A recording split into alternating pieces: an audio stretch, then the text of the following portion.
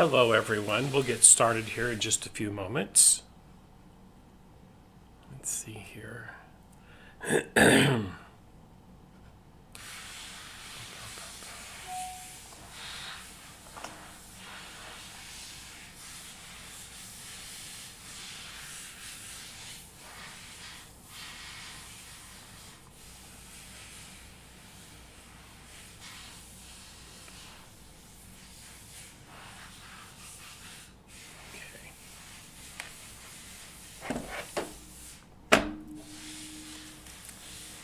Hooey. We will get started here approximately in 2 more minutes. Hello. Feel free to chat with me in the chat window. I'll have that open. I'm going to be on here for a couple hours today, is what it's looking like. And we'll get started officially here in about 2 minutes.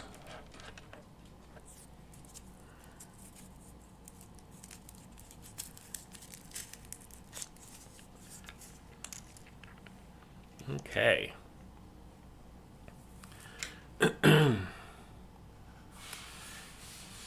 And hopefully everyone can hear me okay.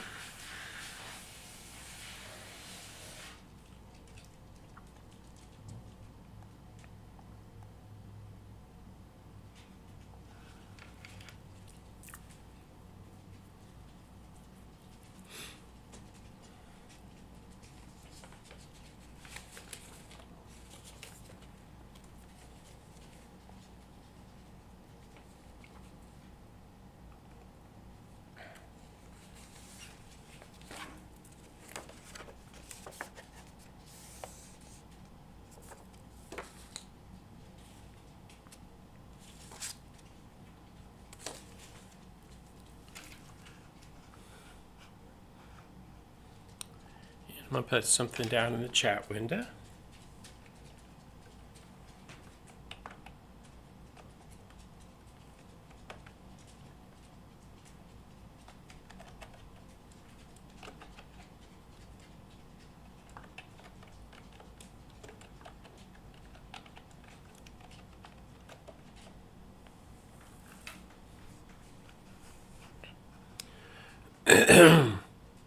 Let's see here. 1 more minute, everybody. We're getting started promptly at 12. Have a lot of fun stuff scheduled for this month. And yes, oh my gosh, it feels pretty odd. Hey, it's 12 o'clock. Welcome to Saturday So Fun with Richard. This is the first episode of my adventures in wool. And I'm sitting today in front of my Bernina 790 Pro sewing machine, which is what I'll be using for this project. And what we're going to be making, I've been traveling extensively this fall for Bernina. And at all the shops and quilt shows I've been to, I've been picking up these wool quilt kits to do live here on my live stream. And I'm going to start it off with this one here. It is called All Dressed Up. Right there is what it looks like. And this is a kit from Lori Smith Designs. Let me get my other window back up, everyone. Let's see here.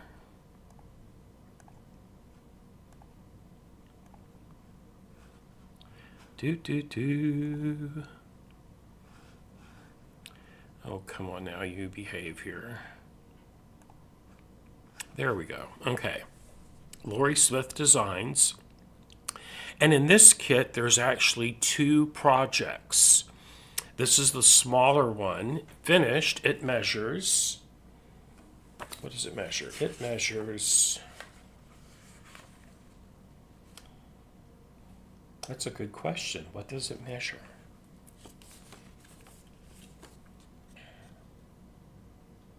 Okay, that one will measure 13 and a half by 18 inches, right here. All the appliques are wool. The background fabric is some cottons and linens. And the second project is also all dressed up, but it measures 12 by 36. And what I'm going to be doing today, I'm going to be creating both background pieces. Now on camera, I'm only going to do this one in the applique. Then off camera, I'll be working on that one. But the same techniques apply to both. It's simple wool applique. The 2 feet I will be using for this project is the 97D 1/4 inch piecing foot and the number 23 applique foot. Okay? So we won't be using this one today. We're going to be using the 97D, and I'll attach that here in a moment. I still have to wind a bobbin. But I went ahead and cut all my pieces for my background for my backing fabrics. And this is a linen. Look how pretty that is. It's a beautiful textured linen. And what I'm showing you right now is for this view right here. Okay, the linen goes up here at the top, and at the bottom, this looks like a newsprint. Check this out. Hi, Ernestine. Isn't that cool? And then I have to piece some half square triangle blocks for that little sawtooth border. Look at the center right there. There's the 2 fabrics for that. Okay. So that's number 1. Now I'm going to piece both of them live on camera. So for this view, right here, the 12 by 36, right there, the pieces for that, it'll still have the same sawtooth pieces, the half square triangle blocks. And then for the backing fabric, there's this beautiful music note fabric. And then this just looks like a handwritten letter.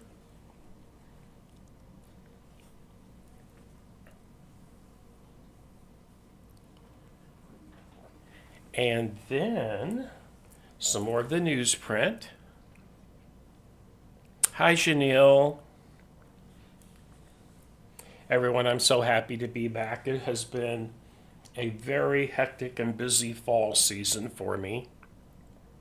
I am here until the 3rd week of January. I don't go back out again until then, which I'll be going up to Minneapolis, Minnesota for beyond the January 24th, weekend of January the 24th. Okay, so that's what I've got to get done. That's my goals for today. And we will get that done today. And then tomorrow at noon, I'm going to be using a light box and cutting out all the wool applique shapes. And I'll show all of this fabric came in the kit. But here are all the different wool fabrics that'll be used for the appliques right here. Aren't those beautiful? Beautiful wool.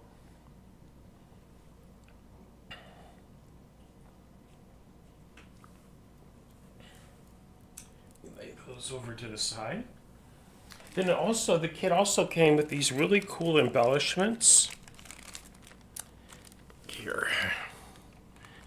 You can get a good look. Oh, it really shows up good on camera. But there they are. Those are all the little embellishments for the kit.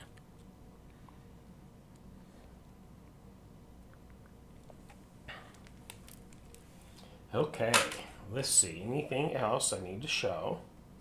I think that's everything for that. So next, I'm going to move to my other camera, and I'm going to show you how to attach the 97D 1/4 inch piecing foot on my, this would apply to any Bernina that this foot would fit on. Literally, this foot will fit on 4, 5, 7, 8, and 9 series Berninas. But before I get started on that, I'm going to show you some of the upcoming projects. Let me grab my tote here. Okay. And I'm not going to show you these in any certain order. I'm just going to start pulling them out of my project tote. So this is from Primitive Gatherings up in Wisconsin. And it's all wool. It's a haunted house. Look at this. All hand-dyed wools. Isn't that beautiful? I thought I might have enough time during October to have done this live on camera. That didn't happen. I was out on the road. Hi, Becky. Oh, thank you, Becky. I missed you all too. I really did. But I'm back. I'm not going nowhere. Look at the beautiful wools back there in that kit. This one is really, that's the background. It's like a tie-dye wool. It's really cool. But that's an upcoming series. Then, let's see. These next three, I was at Poppy's Quilt and Sew in Georgetown, Texas, which is just north of Austin. And I picked up these 3 kits. Gnomes. Isn't that cool? This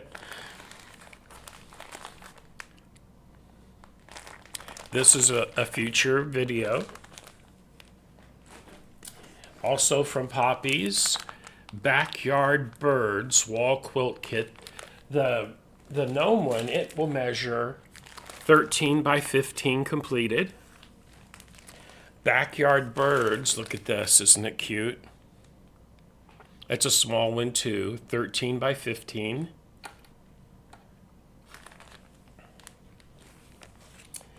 And then one called Birches.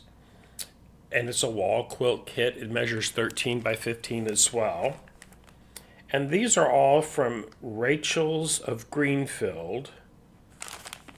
Is the name of the designer who created these. Check this out though. It's a single cardinal on birch trees. And that's this reminds me of a Hoffman fabric panel that had cardinals on similar trees. This will really be cool. Okay. Some other upcoming kits. I'm trying to think where I picked this one up at. I think I got this at the, let me think. I think this was at the AQS show in Lancaster, Pennsylvania. Whim's watercolor quilt kits, dragonflies and lily pads, 16 by 24 finished.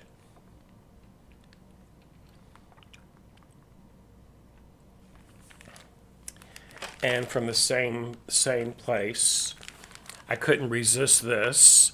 This has a little Yorkie on it. Imagine that. That's my little Puffy. He's down here under the table asleep. Okay, he heard his name. That woke him up. And then for those 2 watercolor quilt kits, you have to have this 2-inch watercolor grid by Bosel. This is something you have to have for those as well.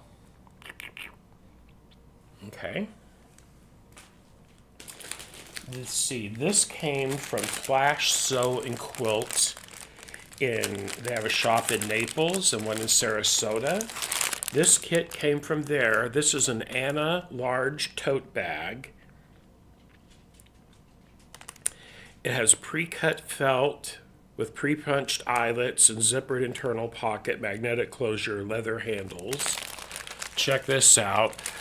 These are just suggestions on how to embellish, so we'll be embellishing the gray felted wool in this one.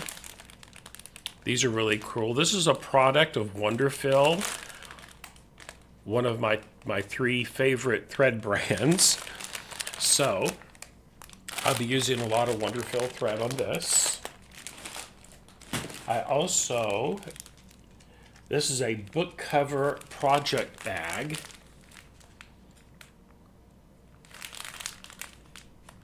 And I'm thinking about doing this with some Renaissance ribbons, probably Tula Pink, right?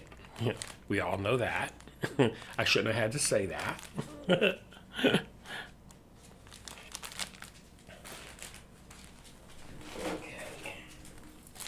Let's see.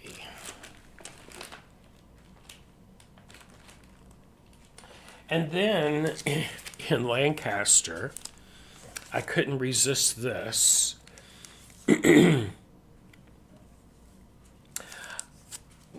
Like many other people, I really enjoy gnomes.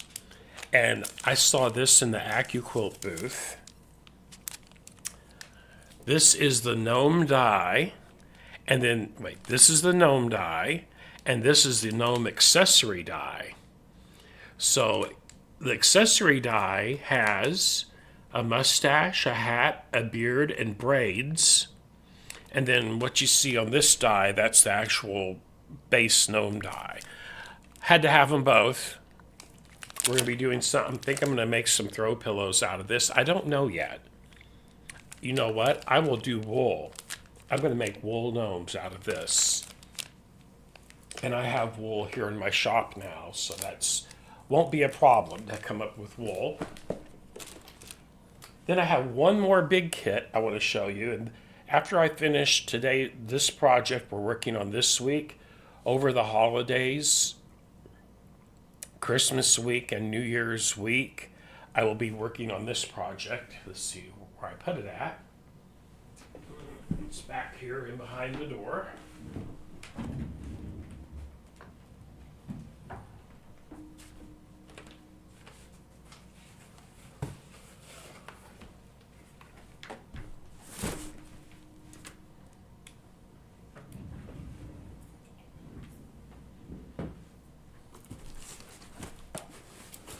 Hi, Terry.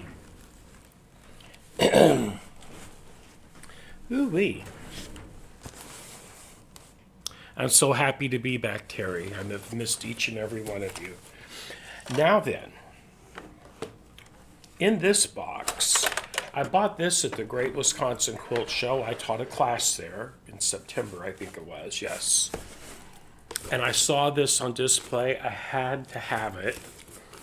They'd already sold out by the time I got to the booth, so they shipped me one. And what this is an undersea wool quilt kit. And there are several steps to this. So there's the kit itself. It's big, everybody. Midway Wool Company. I'm going to hold this up so that you can see the picture on the cover. This was spectacular. Let me just open this up real quick. I'm not going to take everything out. I just want to get the cover picture so you can see what it will look like finished. Okay. It's called the Ocean Reef Wool Quilt Kit. And there's what it's finished. It looks like finished. Sea turtles and jellyfish and angelfish. So after I finish the all dressed up project we just starting today, this is next. I'm gonna do this big one next. Okay.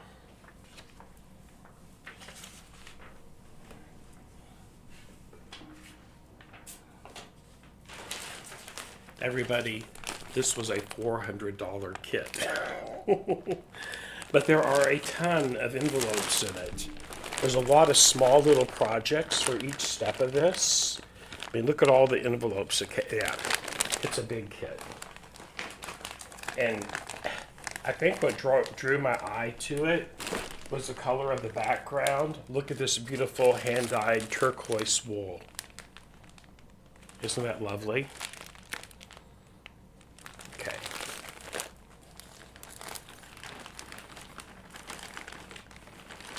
And for instance, this little part right here is just for, look at these cute little fish. Look at that. Isn't that gorgeous? Woohoo. This one I'm going to do on the 990. The one I'm currently starting today, I'm doing on the 790. Okay. And a lot of these kits think that are made for a lot of handwork. I'm going to do as much as I can on the machine, but you'll get a kick out of trying to see me do hand embroidery. That's all I'm going to say to that. Okay. Let me get all my goodies put back up over here into my little tote. I'll never get them to fit like they once were, I'm sure, but you know how that goes. Okay. Oh, I am. Here we go. So, there's my little tote of wool quilt kits. Not counting the big one I just showed you in a separate box. Oh. Something else I'm going to do, hold on. Check out this pattern I found. Yes, I think I got this at Joann's. I'm going to make myself a new jacket, a new coat. Hold on. Be right back.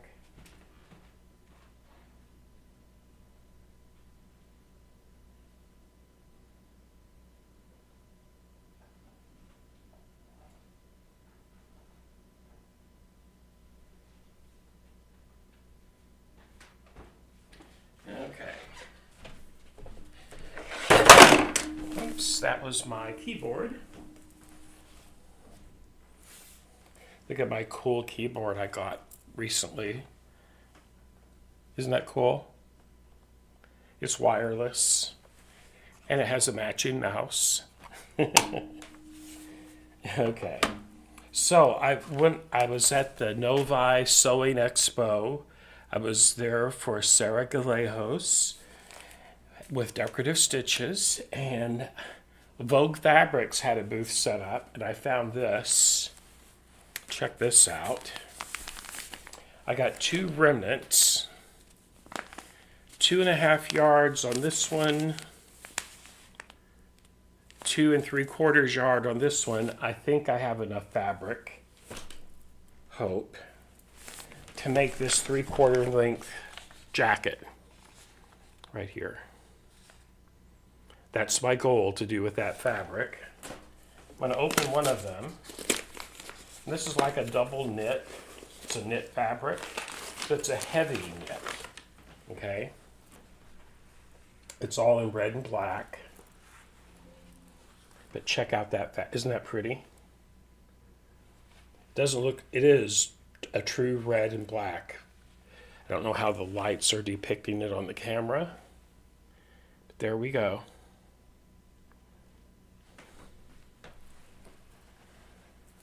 And that's a jacket that I'm going to be making. Okay. So those are the projects I have lined up. I have hardwood floors in here, everybody, and I'm being very careful when I sit down in my chair so that it does not slide out from underneath me. I don't remember what video it was, but that happened to me on camera. Okay, so that's all been said. I hope everyone is doing well. And we're going to get started. We're going to get the machine set up for our first step. Okay. Now, when I sew these together, these half square triangles, I'm going to start with that. I'm going to have to square them up and trim them to 2 inches each. I think that's what the instructions said. And I'm getting ahead of myself. Now, the 97D 1/4 inch foot, I'm going to swap to my other camera now. And let's see here.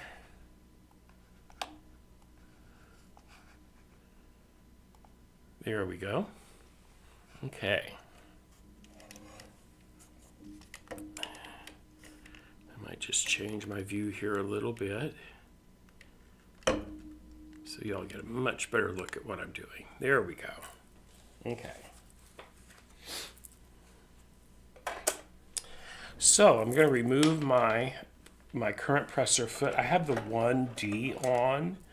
Now in Bernina world, what the letter D means when you have a foot, with the D feet you can actually use the dual feed system on the machines if they're so equipped. And that's all the D means. It means dual feed. Oh, come on, you.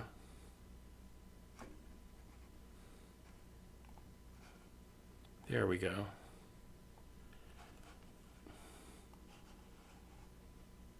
Okay. Okay, so there's our foot right there. The 97D. What comes with this foot is not only the foot, well, that's not the 97D. This is right here. So that is your 1/4 inch foot. It also does 1/8 of an inch.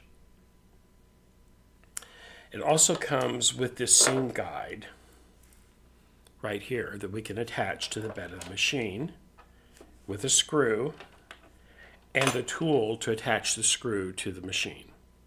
This tool here does not come with the machine. Hi, Vanessa. Good to see you too, Vanessa. Okay, so I'm going to attach my foot. And this is a straight stitch only foot, everybody. So when you attach a foot to this machine, what we're going to do then is I'm going to touch this and I'm going to tell it which foot I have on it. I have the 97, so I'm just put in 97. And there's 97D right there. Then just close out of it. Now you can see right here it shows 97D. Okay. But that's what you have to do. If I tried to sew without changing that, it would not sew a stitch because it would think I still had the previous foot on. Now to attach this, I'm going to lower my presser foot. And for a 1/4 inch is right up against the outside edge of this foot. There's also a 1/4 inch marking on that thread plate there.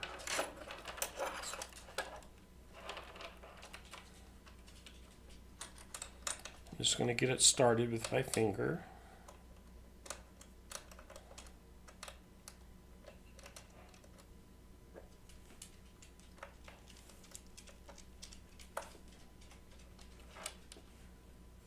Like that.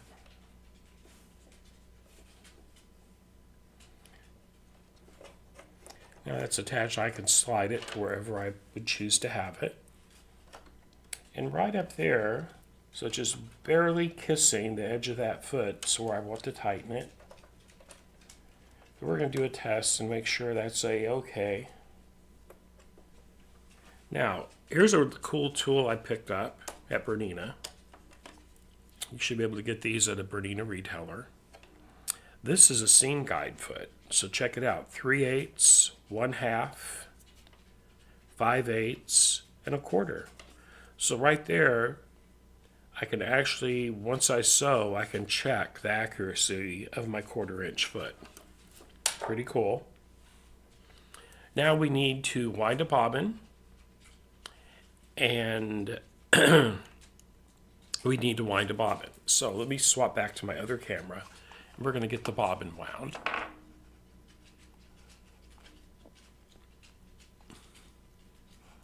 Okay, here we go. Okay, so I already have my thread on my holder back here. And I'm going to just bring my thread over to this little hook right back here and bring it up. It's going to go around the pre-tensioner for the bobbin. And there are arrows on top of the machine to show you how to do that.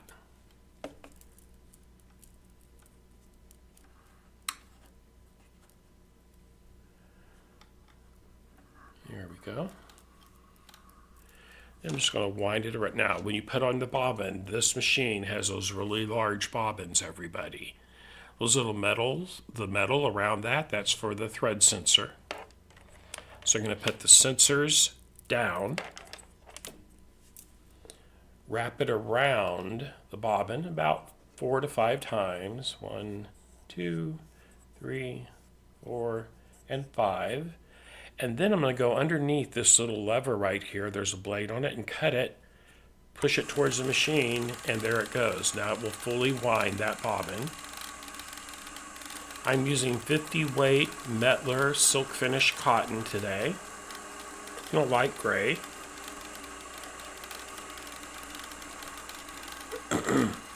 So I'm going to be piecing with.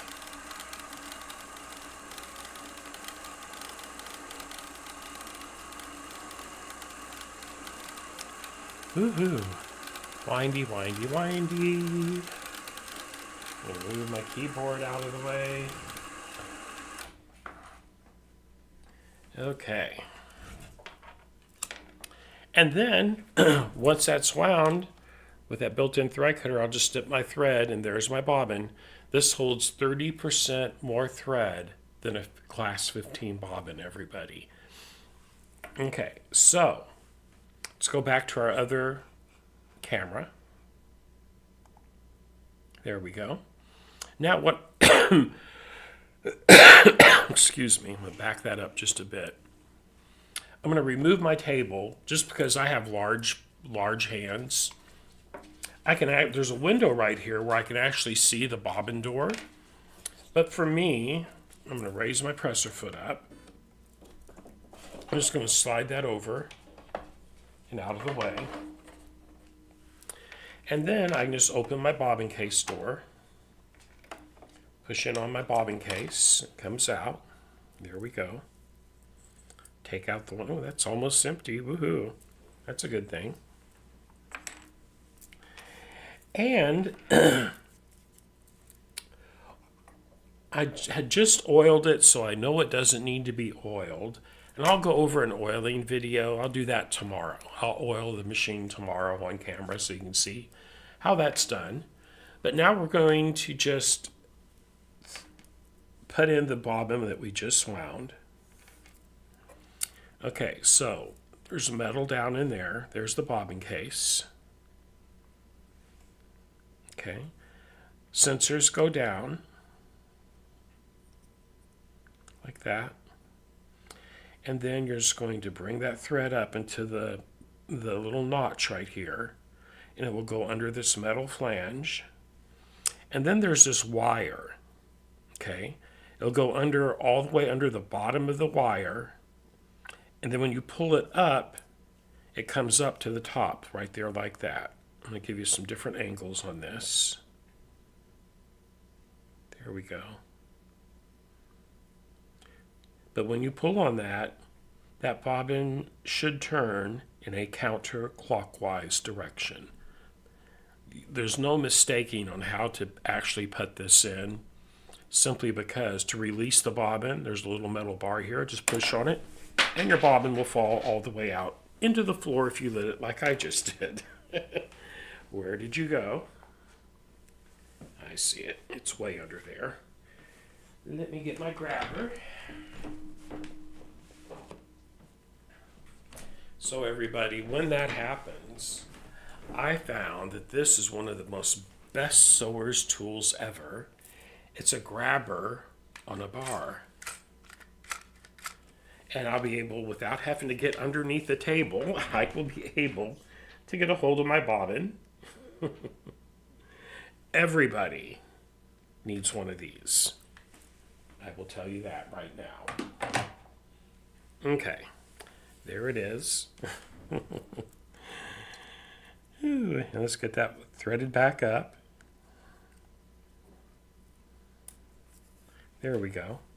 And then when we insert it, that metal bar, that end you press on, that goes at the 3 o'clock position. Just think of this being a clock, so there's 3 o'clock. And you'll just feel it click right into place, right there. Cut it on the little side cutter, and close the door, and you're all set. Woohoo. Easy peasy. I'm going to slide my table back on. Now I do have an embroidery arm for this, but I just took it off for this particular video. I could have left it on, but I didn't. I didn't want to. Now I'm just threading up my upper thread. This does have, there's arrows that point every step of the way for this. So it is super easy to thread. Once you get that in, you just press this button right up here, and that will thread the needle. That's the first time I've had it do anything like that since I turned it on. That was just at calibrating. Let's give that another go.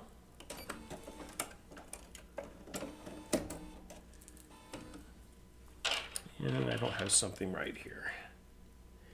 Let's give it another go. Never fails on camera, everybody. There it went.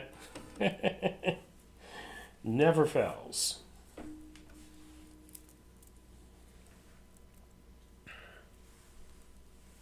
Okay. So we're all threaded up and ready to rock and roll. Woohoo. Now then, let me show you what I'm going to be touching here on my screen. See over there, I have a quilt on my other design wall over there. Now then, I'm going to go to the Quilter Stitches menu, which is this one right here. And for piecing, I like to do 1302. Right there. What that does, and actually, no, that's a 3mm length. It's 1303, which is a 2mm length. 1301 does 3 tiny stitches at the very beginning and end of a line. That's a great one to use for quilting. Okay, so we're using 1303. I'm just going to use the default settings, 2mm. Notice now it actually shows my actual foot that I'm using. It changed up. If I go back to my number 1 foot, see how the picture of the foot changed? It actually shows on the screen what your foot actually looks like and exactly where that needle drop is. Over here, this is stitch width, stitch length. This will move the needle right or left. So I'm going to move it all the way to the right. There's where my finger's at. Watch it. Now, noticed it's 1 click to the right. 2, 3, 4, 5. If I wanted to adjust my needle, it is very precise and very accurate. But for this, we just need it in the center position. I'll go back to my foot. 97D. There we go, 97D. Now we're all set.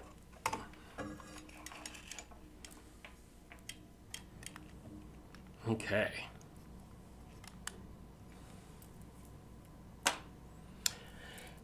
Okay, we're all set up to start sewing. So the first thing I'm going to do, I'm going to piece half square triangles.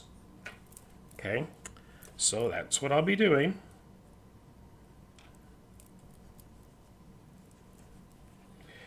And yes, I cut this with a rotary cutter and a ruler. I will have to press these before I trim them down. And we are going to first do a test sew though. Let me find me a piece of fabric here. Here we go.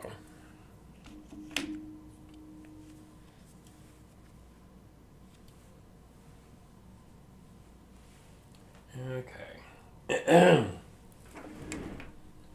Just cut me off a piece of this real quick. I want to make sure I have a very accurate 1/4 inch seam.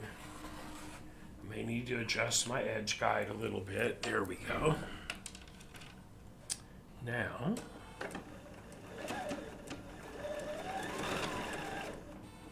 and I'm going to lower my dual feed. You raise that foot all the way up. There we go.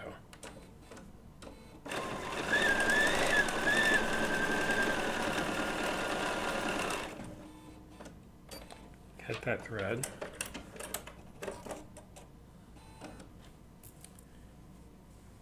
You can see that stitching right there.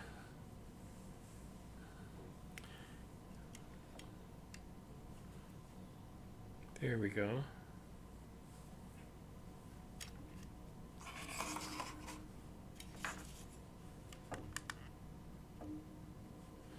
Let's just check it with our little seam guide. And that is perfect. I'm going to set that down and move the camera so you can see what I'm doing there.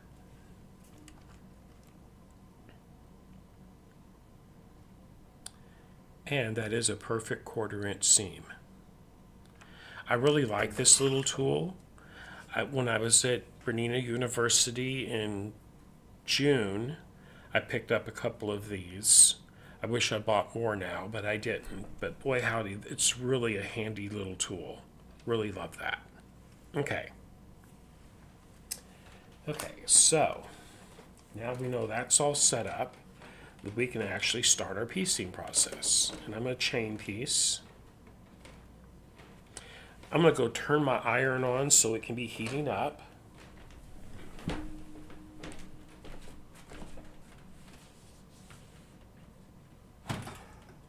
There we go.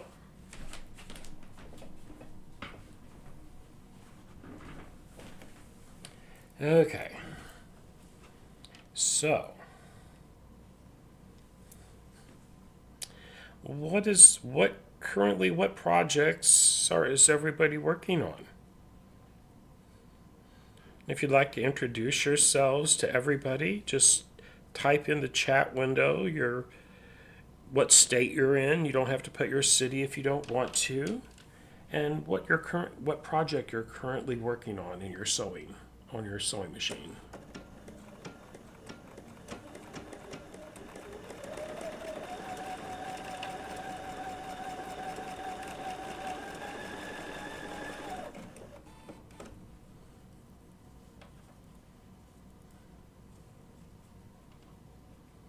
Hi, Bernadette. Good afternoon.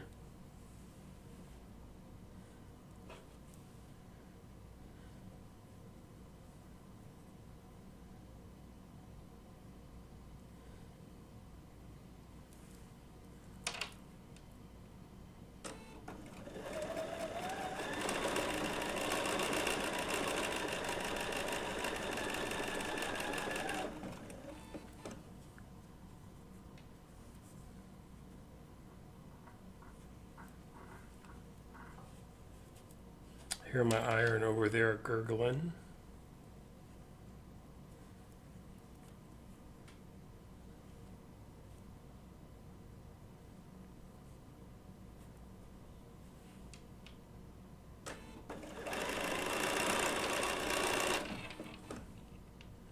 And this is for the piecing part of this project. What I'm doing right now is definitely the most time consuming because the rest of it are just large pieces to sew together. However, you have to have this done before you can do anything else. So there you go. It's all good.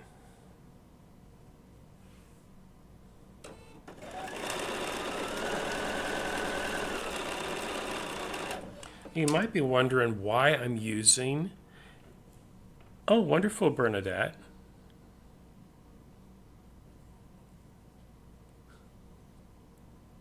Oh my goodness, Bernadette, I know y'all got hammered with snow up there. I was watching the news. You're up there where you get that lake effect snow.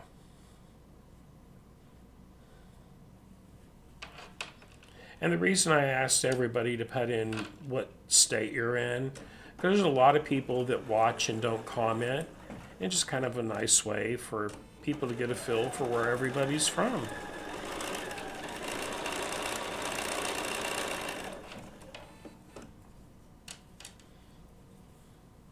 I am in Illinois, a little town called Henry, which is about half an hour north of Peoria, Illinois. And here I am piecing half square triangles.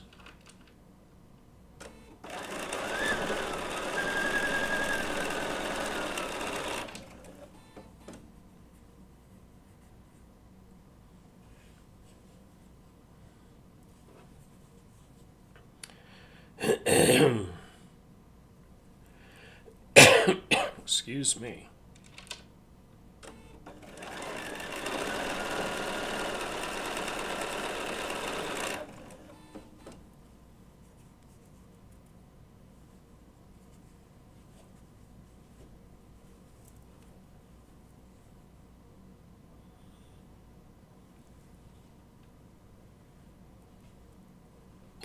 Oh, come on, fingers, get them pieces lined up.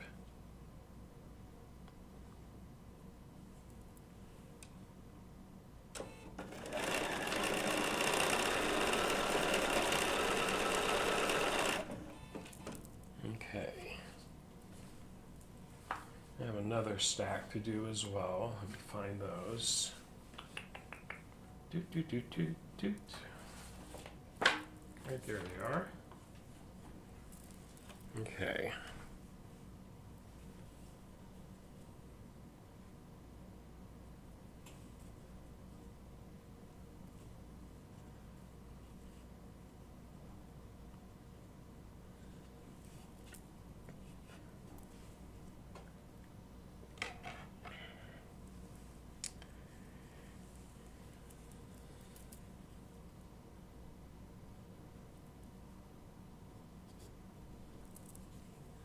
I'm just going to line up a few at a time. Hi, Sarah.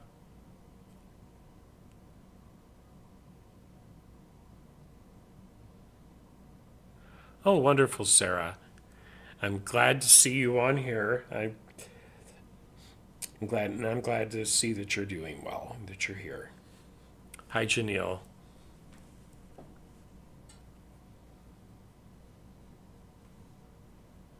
Oh, wonderful.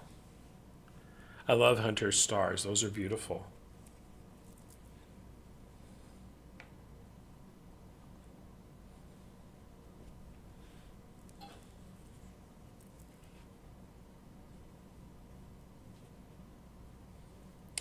This fall, while I was out traveling, Mike picked 31 pounds of chicken of the woods mushrooms, and then when I was home, I was able to have some of them. It was wonderful. And we dehydrated a lot of those.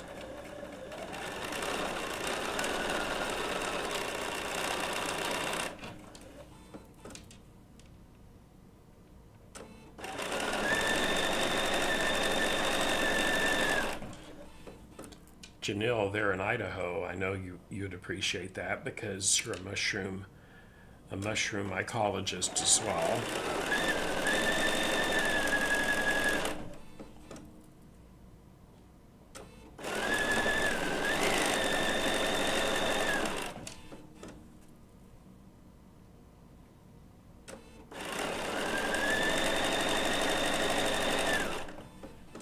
Okay.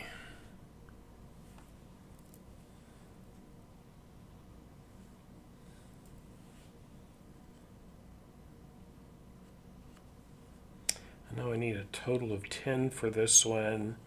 The previous one I needed a total of 8. So there's 5 and 5. I know I'll have enough that way. I did cut a few extra pieces, just the way it worked out.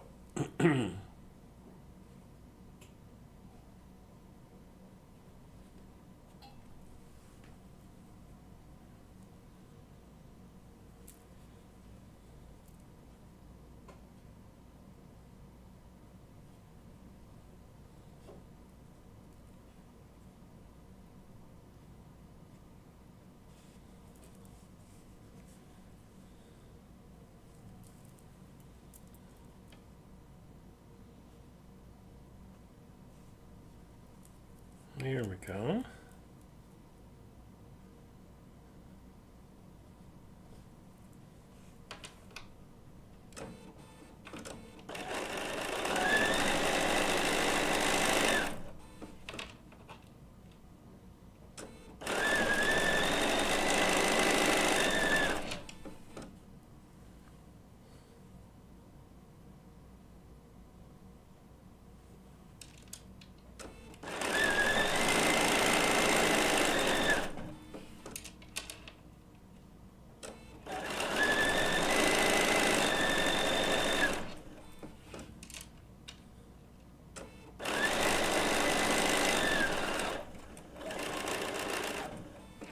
Okay.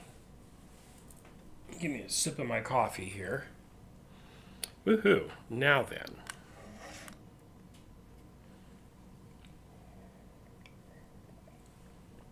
Move to my other camera.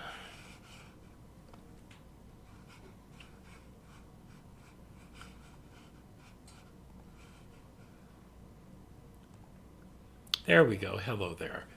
Ooh, wait. Now after that I need coffee. I tell you, everybody, it feels so good to be back in front of a sewing machine and working on stuff. I just finished and got all the Christmas quilts for my customers quilted. One lady still has to pick hers up yet, but it's all good. So what I'm going to do now, I'm going to go over to the ironing board, which is just right over here. And I am going to, I have got to press all of these before and then trim them. So here are all of my little, there they all are. Yeah, I have to press and then trim these. And I'll do all that on camera, but so you can see me, I'm going to set my other camera up. You can't really see my ironing board. You'll see me over there, but you'll know that I'm actually over there then. Hold on. And you can see my mess over there. There's my ironing board. Okay. It should all be heated up, ready to go.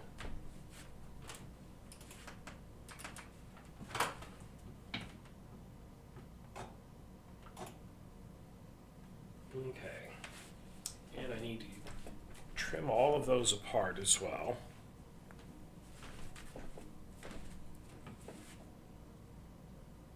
I am still in the process of resetting this room with more cameras and all that fun stuff.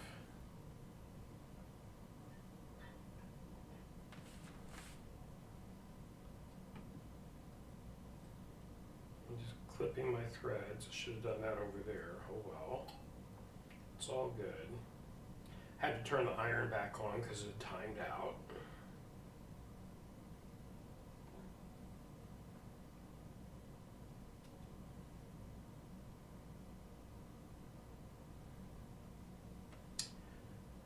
Do. Come on, you. Okay, so the next time, my next chain piecing, I'm not going to overlap my pieces. That makes them a little harder to clip apart. Yeah.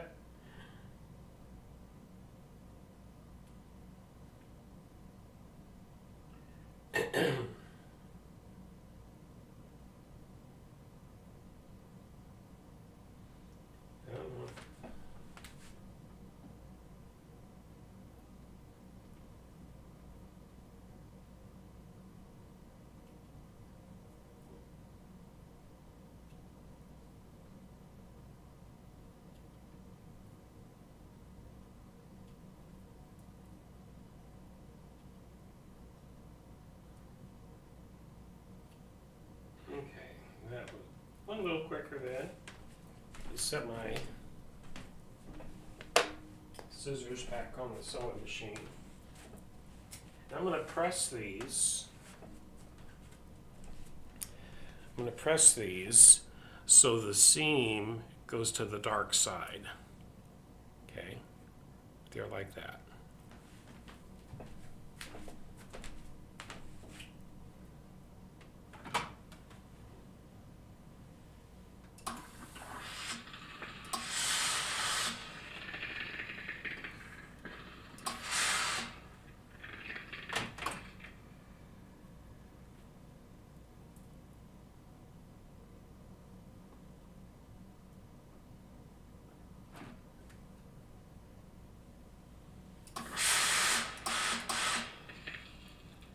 And no, I am not pressing my seams open. I just thought of that.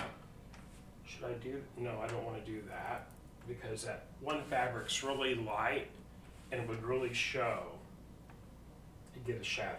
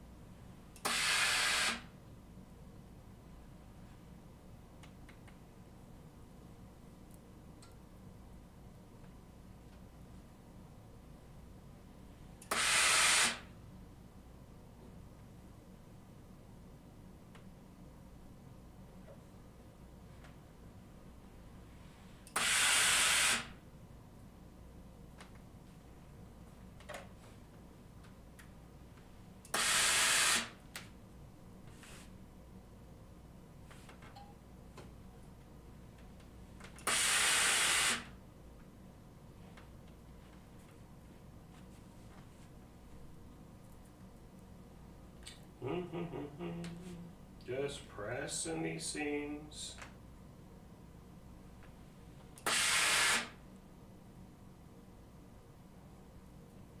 And I really don't like to press a seam open that's on the bias. It just gives more opportunity for fabric distortion.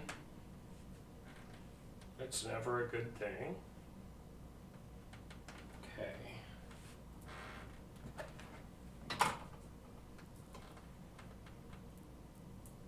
We're almost there.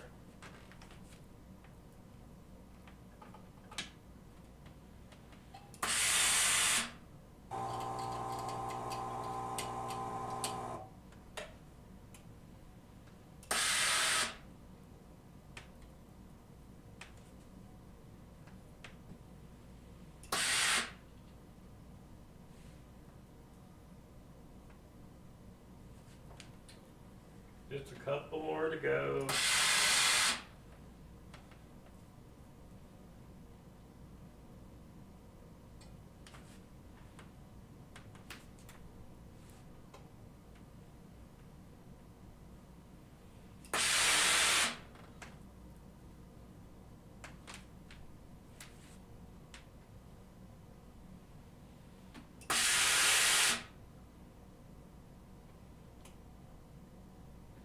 Okay.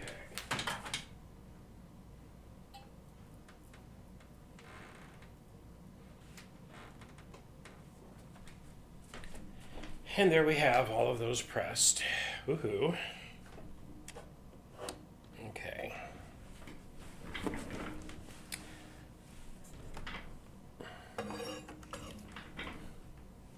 I'm seriously considering putting carpet tiles down on my hardwood floor here in this room so my chair doesn't want to slide out from underneath me.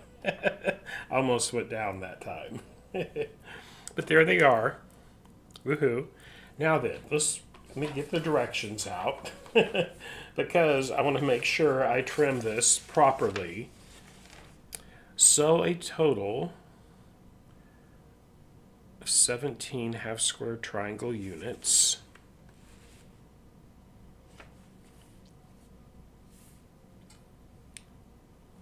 Square up the half square triangle units to 2 by 2 inches as needed. Okay. So there's my piecing diagram for my background. Okay. Okay, so what I'm going to do now, I'm going to set up my little cutting mat here. And I need, and good golly, let me think where the heck I put it. I have a really small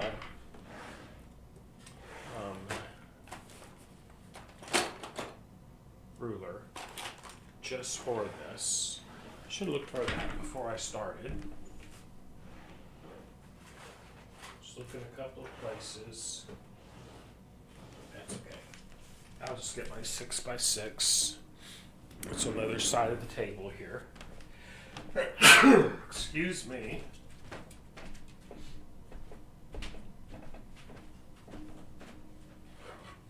And this will work. Got a couple of different rulers I'll try here for this. See which one works out the best. You puppy. Okay.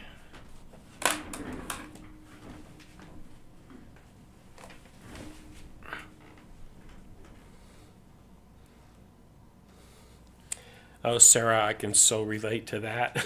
I am not a brilliant person. But boy, I can be pretty messy. That's for darn sure. Okay, so let's come over here to where my cutting mat is. And I'm going to adjust this down a little bit here. There we go. Okay. So, 2 by 2 inches. This will be fun. Now this ruler, it has a 45-degree angle, and that's what you want to put on the fold line. So let me see. There's 2. Well, that will work nicely. So see what I've done here? I just have to trim off those 2 sides to square those up. So we're going to do a few using this ruler.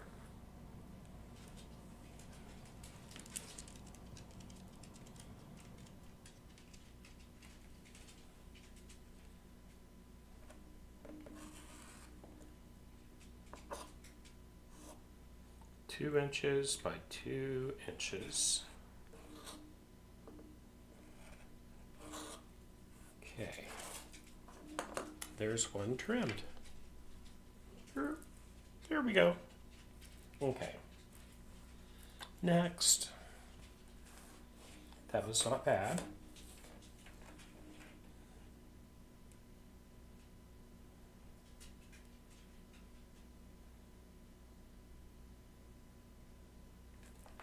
You know, the directions called to cut out 2 3/8 of an inch squares and then square them up.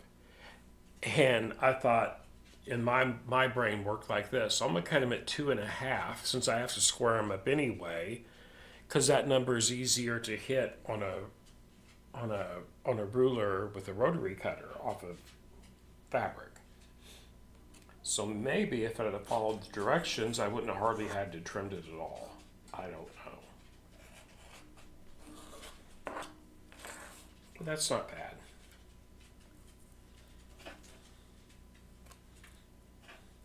The other ruler, this is an OmniGrid ruler that I'm using. It is 6 by 6 inches. And it has a 45-degree and a 60-degree line on it. This other one I have here, I haven't used this one yet. It's called Spinabout, but it's an 8 1/2 inch square, but it also has a 45-degree. I'm gonna try this one. I'll probably use the Omni Grid because it's smaller. We'll see. Let's see how this one does here. And down here is where the 2 would be. Oh, now what I do like about this one, right at the end of my finger, it's like a clear area with crosshairs on it. So that does help to get that perfectly on that corner as opposed to the other way. Oh, I like this. Haven't used this particular ruler before. That's really great for squaring up, I will tell you that, because you can see through, it has little, they're not cutouts, but they've got little clear areas to help you align everything.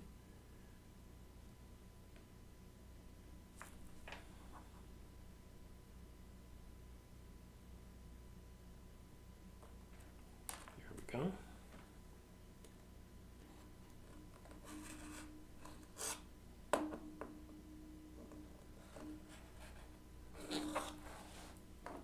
I'm going to check this.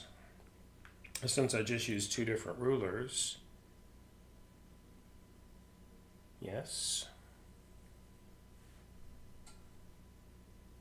Yes, okay, they are the same. Yeah, I wanted to check that out before I got too carried away with this. Okay.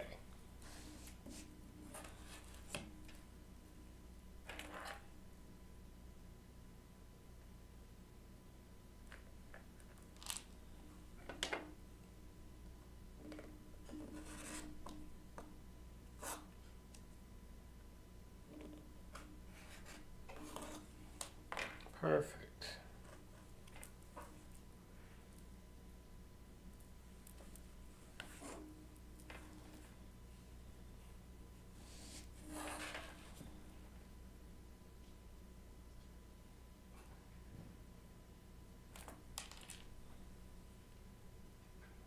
As I'm doing this, I'm thinking,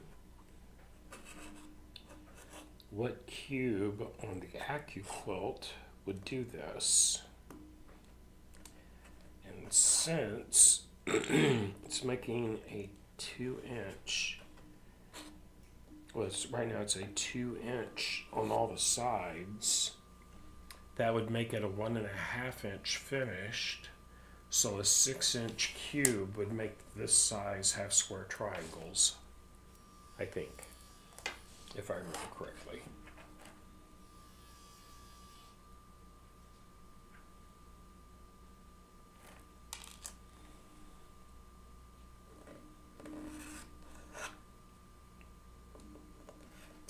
And that is something else I purchased. I did not show you all this. I'll save that for tomorrow. I have some other new AccuQuilt dies I purchased. I purchased 2 of them down in Houston at the Quilt Festival. And I actually have some of those. I gotta make those.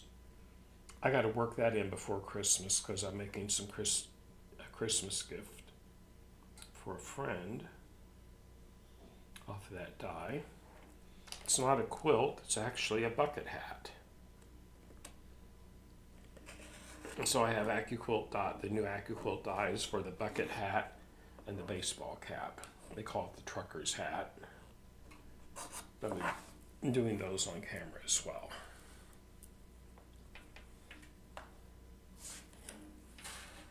Okay.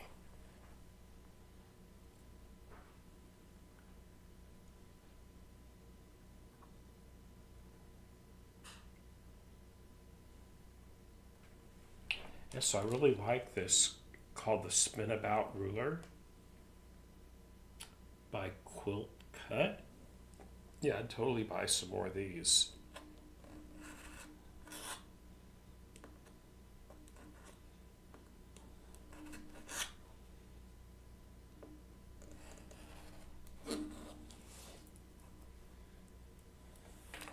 Well, I needed a good 8.5-inch square and I didn't have one. That's why I went ahead and purchased another one. I have a lot of rotary cutting rulers, but not in every single size. Blah, blah, blah.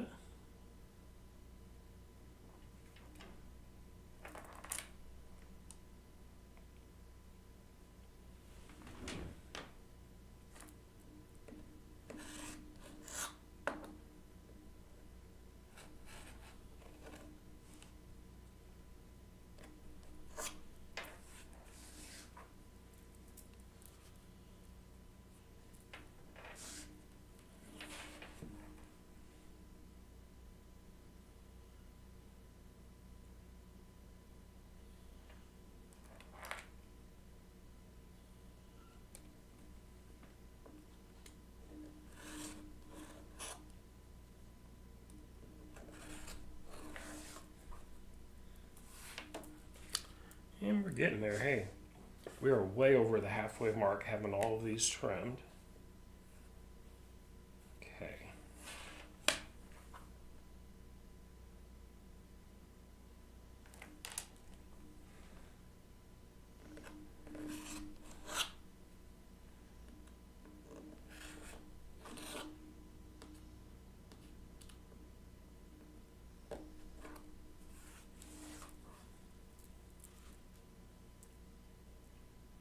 Oh, Bernadette, this is one of my favorite ones. This is the smallest one that Olfa makes. And I think it's a 28 millimeter is the blade on it. This is great, especially if you have like to cut curves. And also, I really use this when cutting out clothing garments. Where I have my garment pattern down on fabric. You'll see me use this when I cut out my jacket pattern for my coat that I'm going to make.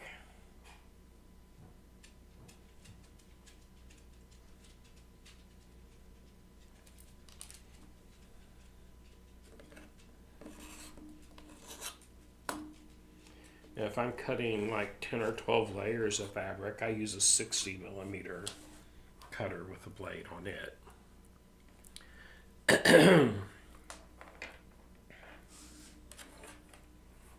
I really like the Martelli rotary cutters as well. That's what I have my 60-inch blade on. 60 millimeter blade on. What, a 60-inch blade? That'd be pretty big.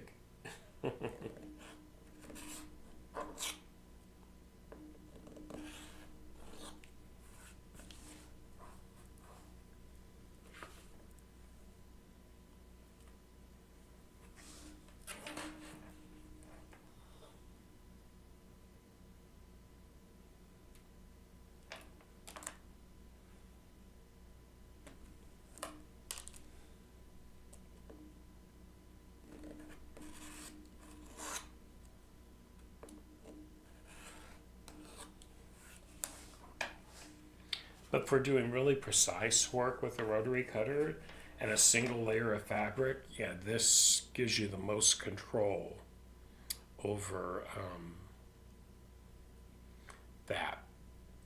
And let me think where my other blades are, and I'll just show you that comparison.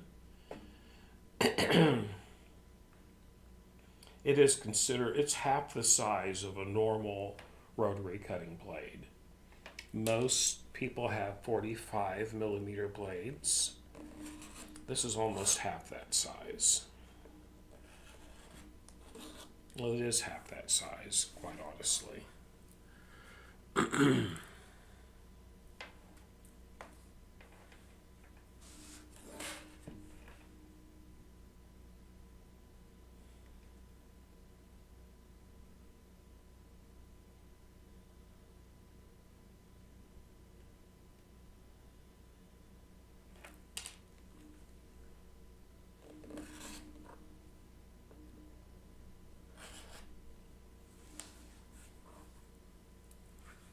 Two more to go. Woohoo.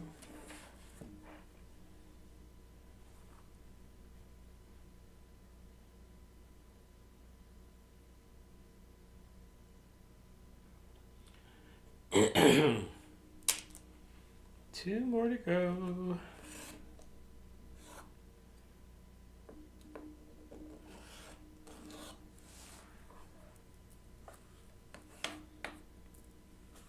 One more now. Here's the last one to trim. Woohoo!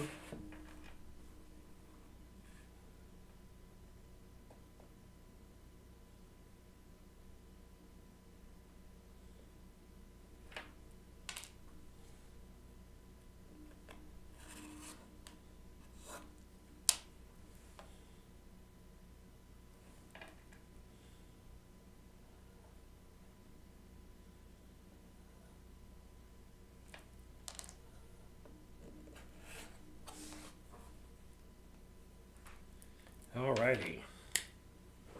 So that part's done. Yay. There are all of those right there.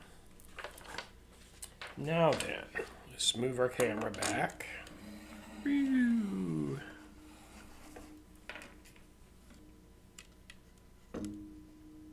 Yeah, Bernadette, that's what I'm using, is that 28 millimeter.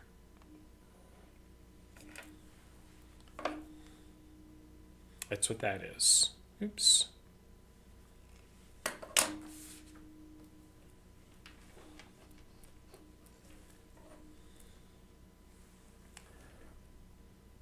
Now you got me wondering. I'm pretty sure, yeah, that is.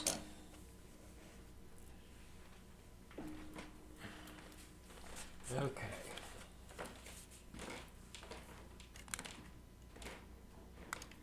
There we go. Okay, so first now we're actually going to piece, everybody. Woohoo.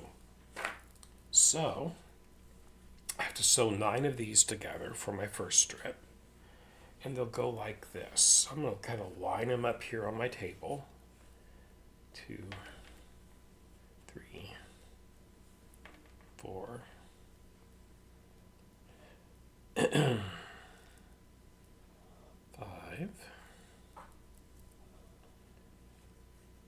6, 7,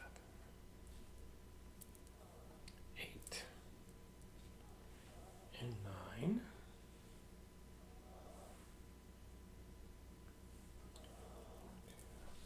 Making sure I have enough of these made before I get started. It wouldn't be the first time, everyone. 3, 4, 5, 6, 7, 8.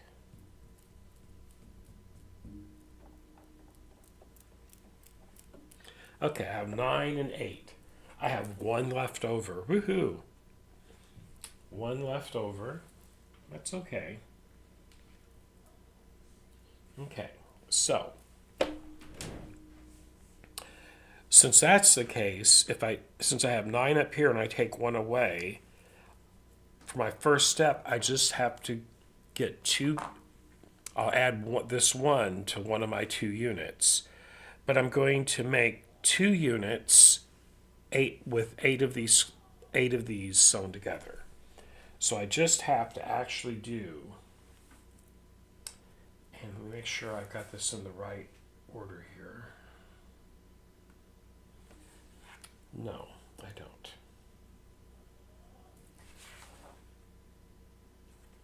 These down here go the opposite way. So I'm just going to do 1 at a time.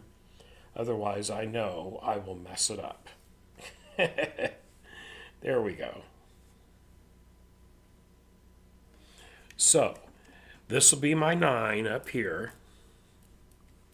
Then down here, see, they're just in an opposite direction. Okay, so I'm going to do these. I'm going to do my top row first.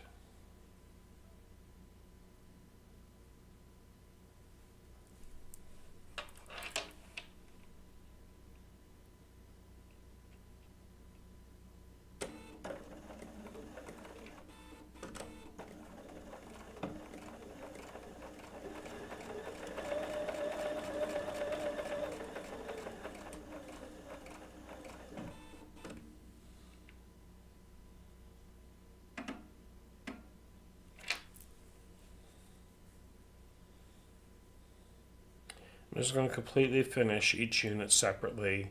Otherwise, I will have it all janked up and not in a good way.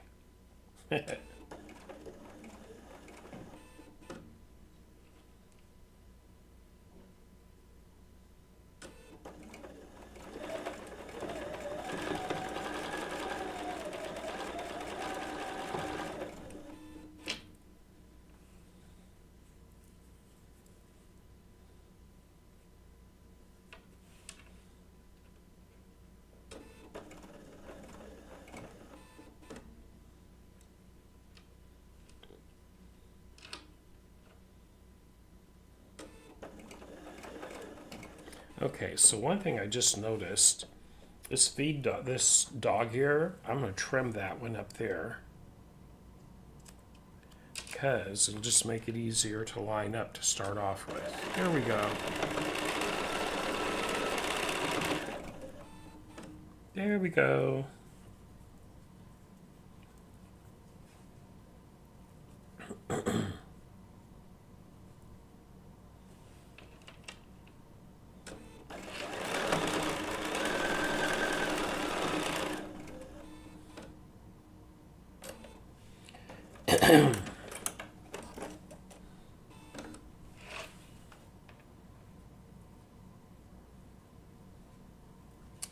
And I'm going to trim my dog ears as I go as well.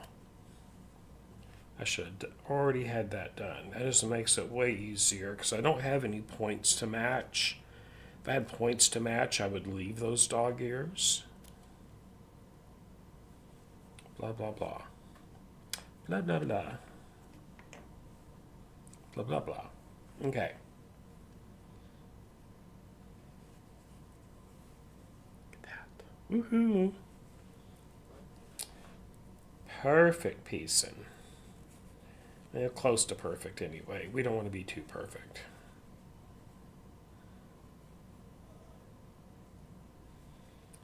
Make sure I'm doing these right because I already had it messed up. Yes, I did. I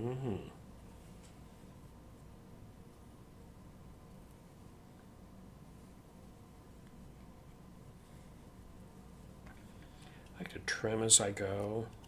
Make it nice and neat.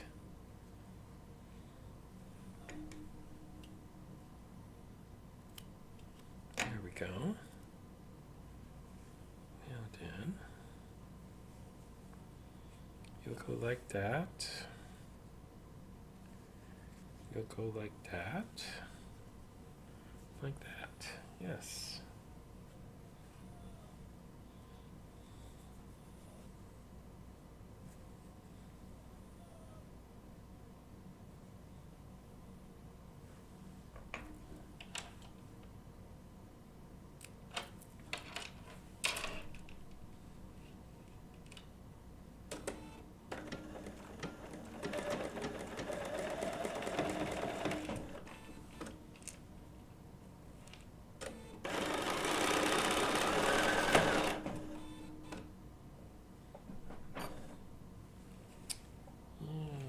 Come here, thread.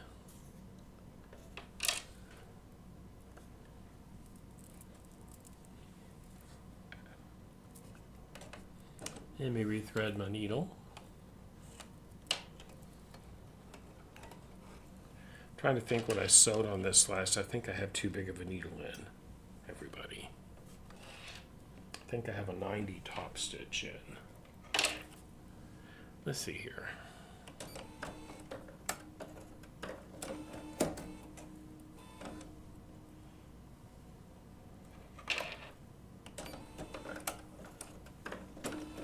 There we go.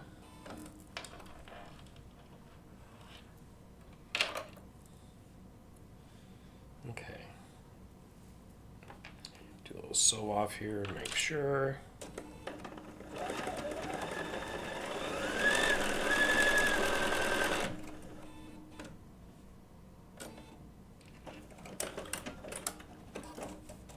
Okay.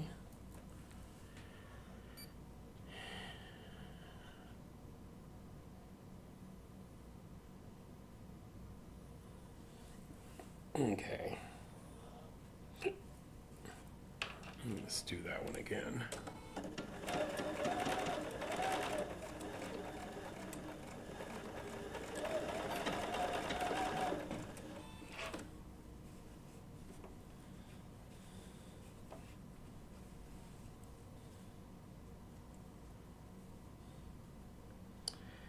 And we're just moving right along here. I'm just taking my time to make sure I get this all lined up nice and neat. I think I paid about around $80 for this kit.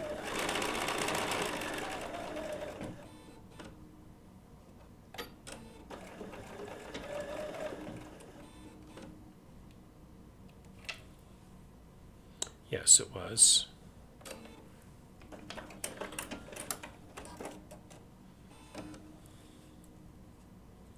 Which, in the grand scheme of things, I didn't think was really all that bad because, I mean, you get a lot of stuff in this kit, enough to make 2 different projects with it. I'll tell you, everybody, fabric, as most of you well know,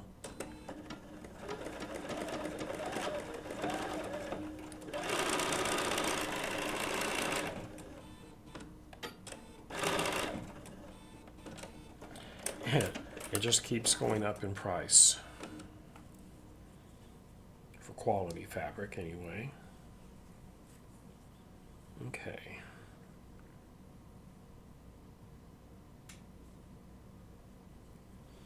There, let's trim that dog ear off.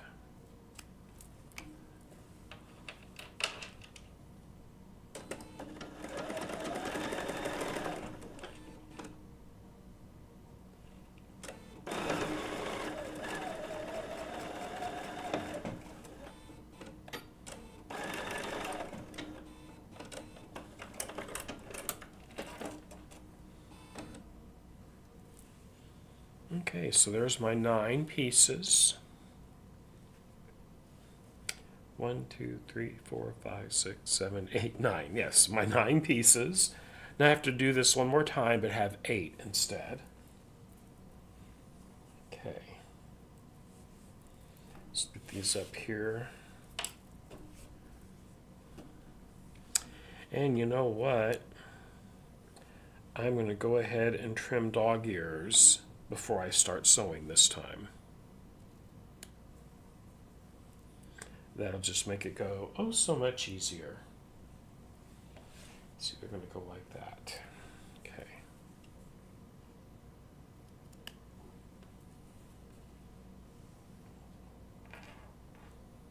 Right. Yes. I'm looking at my diagram to make sure I'm turning these correctly. I don't guess it would really matter, but I just want them to look like the picture. Because I saw these finished, and they are beautiful finished. It'd be a welcome addition to any sewing enthusiast's room.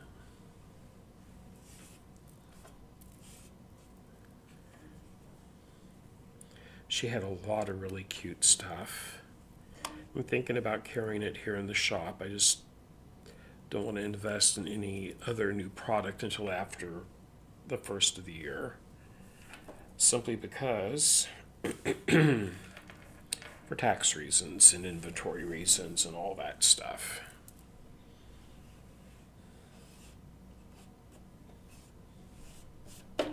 Okay. Let's get this one done now.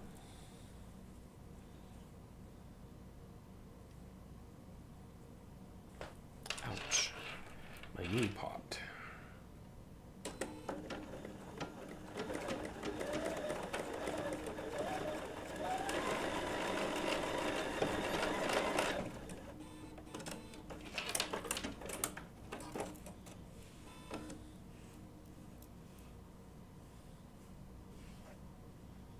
There we go.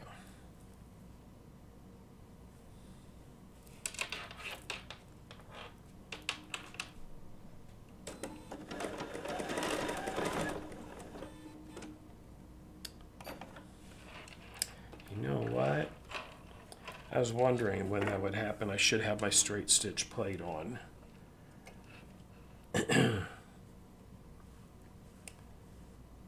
So I'm going to do that because I just wanted to. Sometimes I try to, what I call cheat, and get by without changing all that up. But you know what? I'm going to do it. It'll just take a second. Let's see here. I'm going to raise my presser foot all the way up. And on a Bernina, you just have to push on this back corner of the plate to pop it up to change it. Let me find this over here in my little box. Get my box over here. That's where all the goodies are. Right here. And there it is. It's my straight stitch plate. Put the one I took off back in there. There we go. I'll just set that up back here. Okay.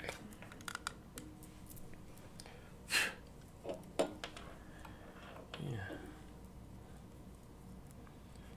Let's get this put back on. It's all changed. Lower the presser foot.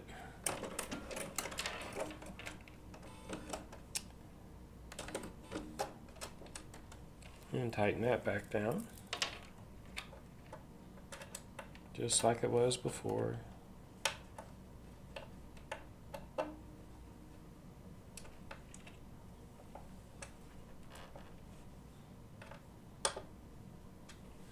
Okay. Now we is ready to rock and roll. Okay. Here's my other one I just did. Right there.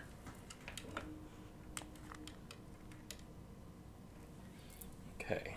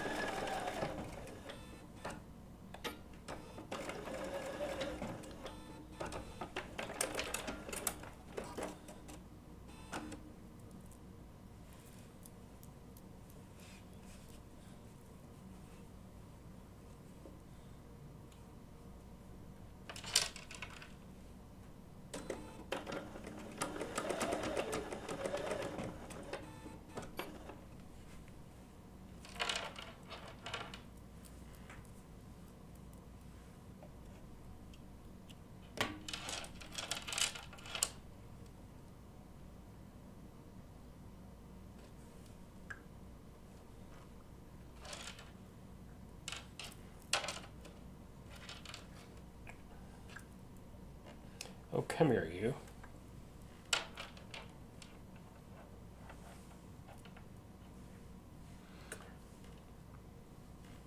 Well, I don't know what's going on there, Bernadette. Let me have a look-see here.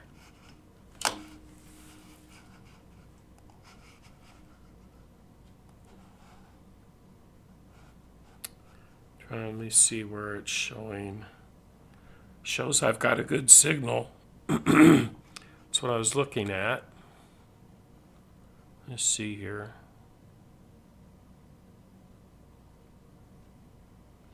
Yeah, I've had 0 dropped frames, so I have an excellent connection according to my software. Anyway.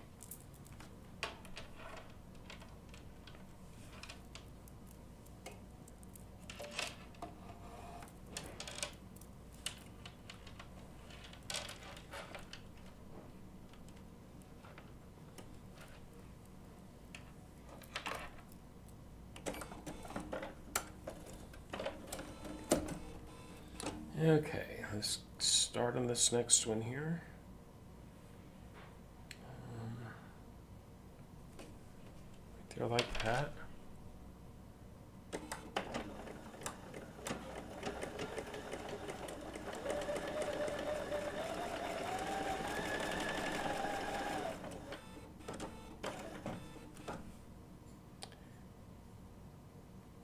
And I am going to put in another needle because I just remembered I have done binding on 3 quilts with this same needle, and that's what part of my issue is right there. So let me change my needle real quick.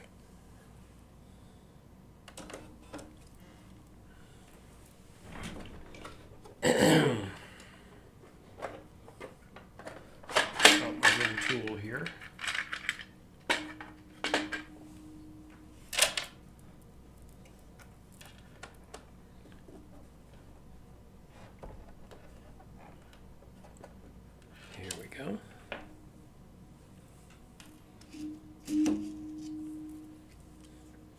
That was actually, everybody, I remember now what I was doing. That was a size 100 needle. I thought that thing looked really big. You put me in a Schmitz needle here. Hold on.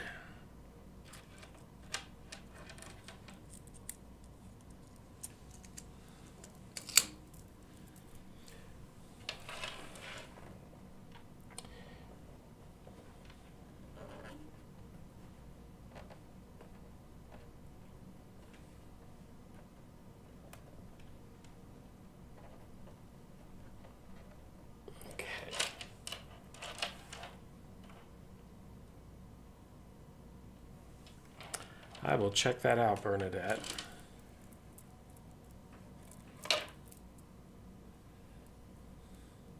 Unfortunately, while I am streaming, I can do nothing about that, unfortunately. But thank you for bringing that to my attention. I will totally check that out. Oh no, I see something. Okay.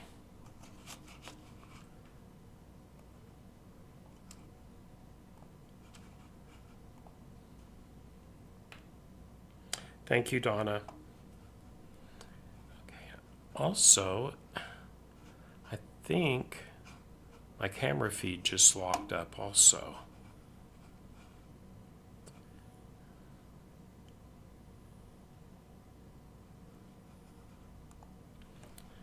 Okay, let me do something else here. Hold on. Let's try something. Oh, there we go. There we go. That helped. Yeah,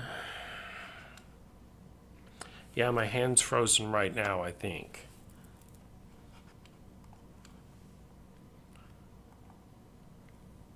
And that's frozen.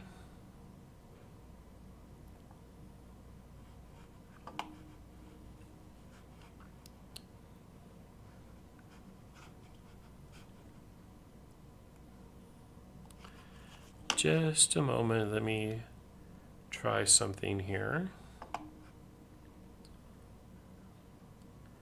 I'm going to try to unfreeze stuff. I hope my audio is still coming through. Let's see.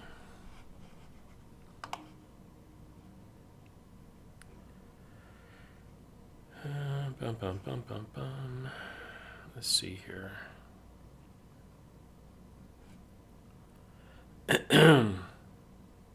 Can anyone hear any audio?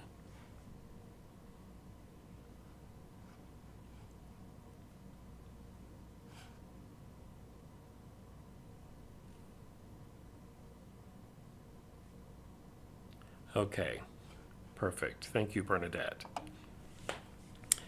Let me just see what I can do here.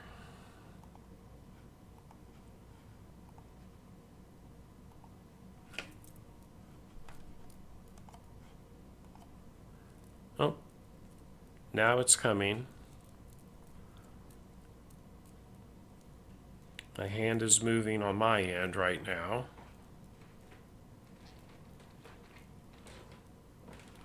Okay. Hopefully everyone can see my hand waving. Okay. So we don't have much left for today, so we're going to muster through and then I will work on this tonight. Okay. So I'm not going to swap my camera view anymore either.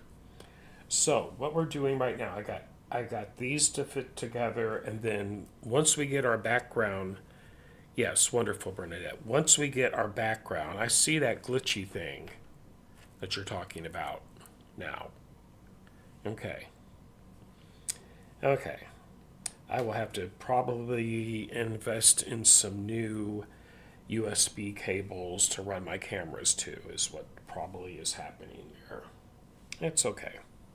So, let's get these pieced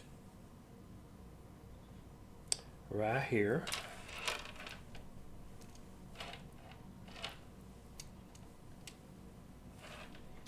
The needle threaded.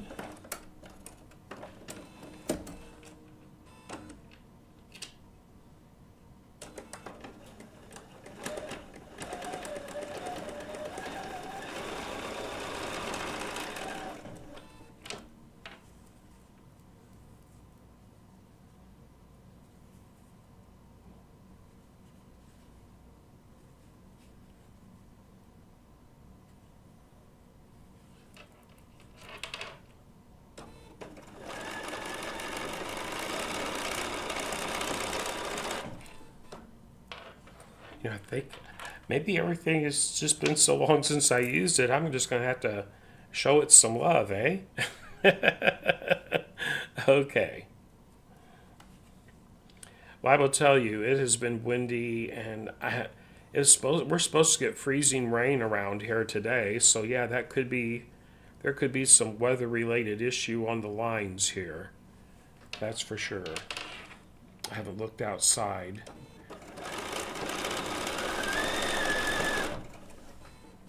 So I don't know what it's doing out there. Okay.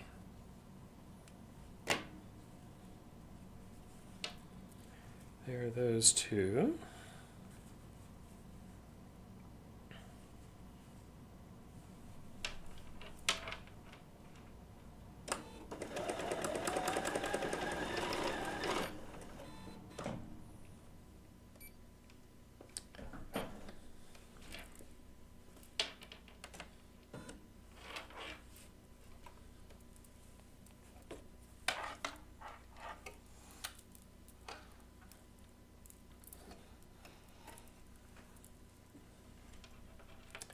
I will tell you one thing. When one thing starts to go glitchy, everything wants to act up. It never fails. Here we go.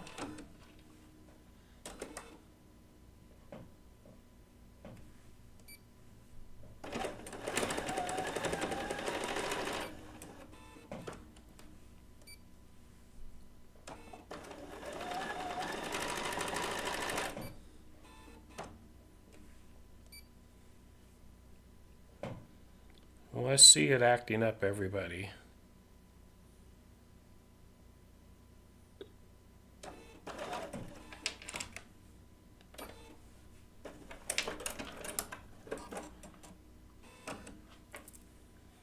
Yes, thank you, Mike, for getting in there and saying that. Okay. So there is that unit done. Yeah, let me see here. Hold on, everybody.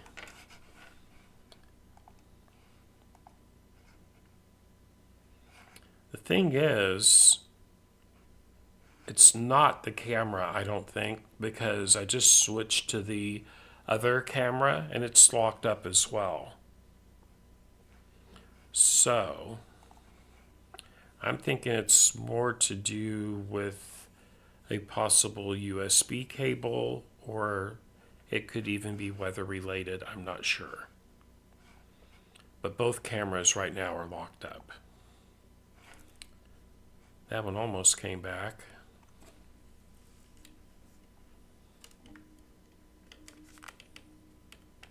Oh, I moved the camera around a little bit and it came back while I was doing it. Interesting.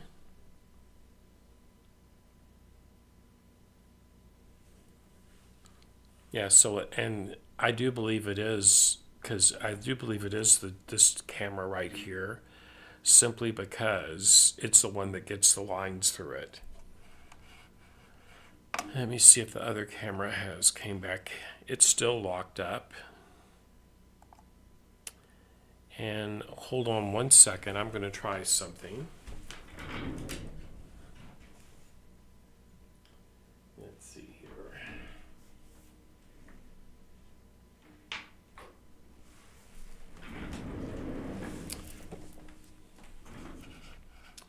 Let's see here.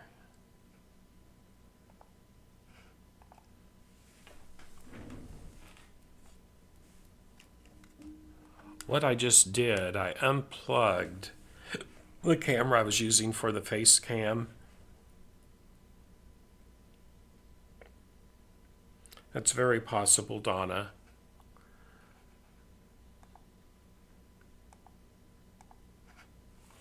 Okay, so now we can start piecing our background pieces. Here is my piecing diagram.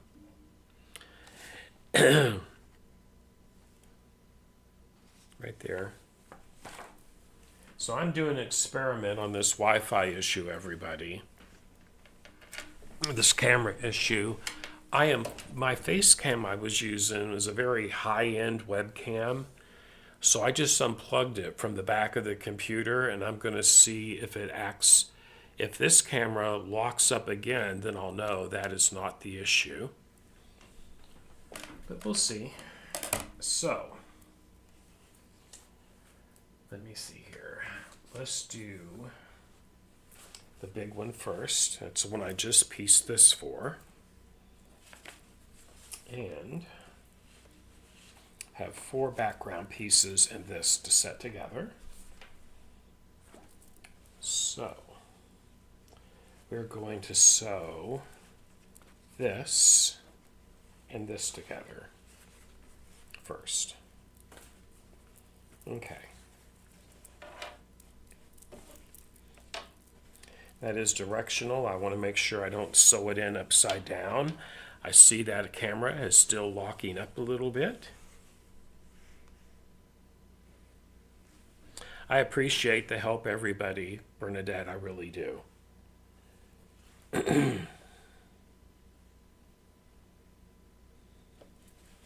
really and truly do. It's very helpful when people will tell me they're seeing issues.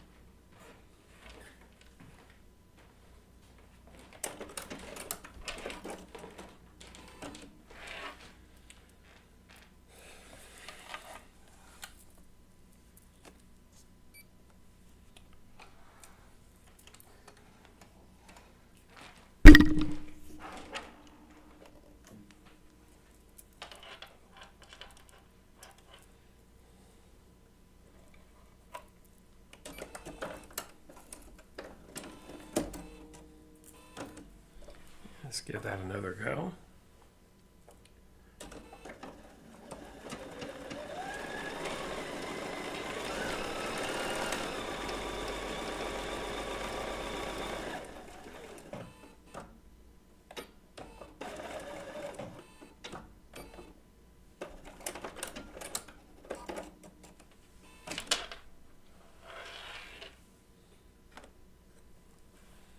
Okay. There's that one. Then we have to, let's see here, goes like this. Yes, this goes to the side.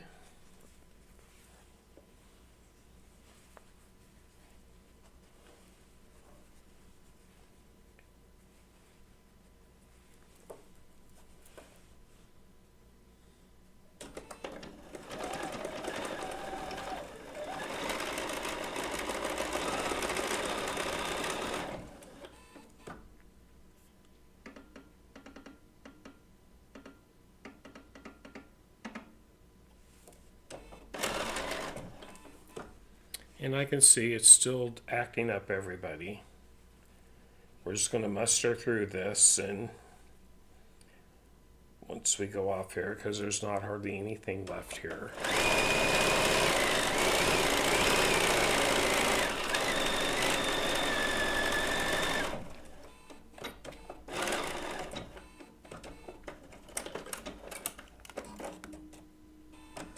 Okay, well, I did then, I just moved the camera head. I tilted it down and up and it popped right back in. So there is something in that camera head. That's what I'm assuming. There's that. Then this comes over here.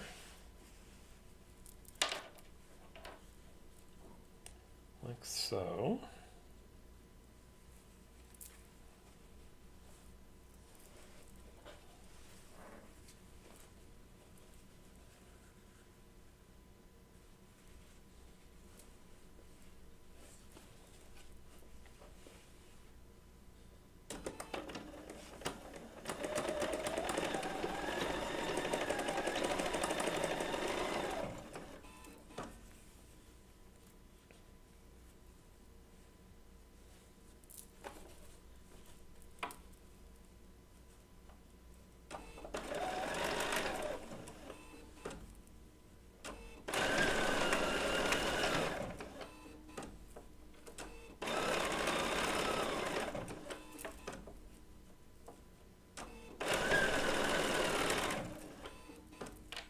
What I'm doing,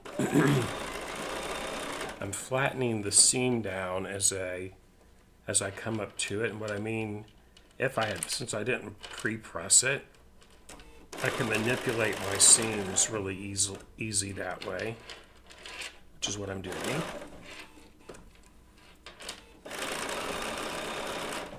Here we go.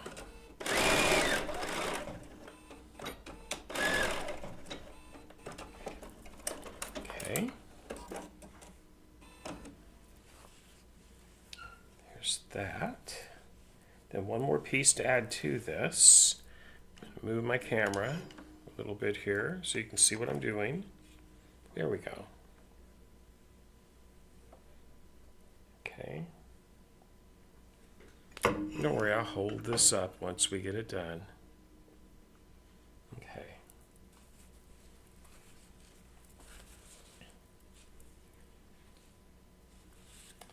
Let's see. I'm going to call that the right side. That linen, it's hard to tell what's the right side and the wrong side.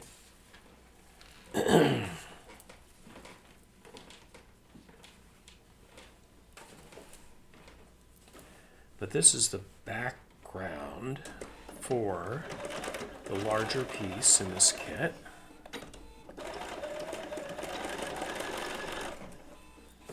And then we'll do the smaller one. Okay.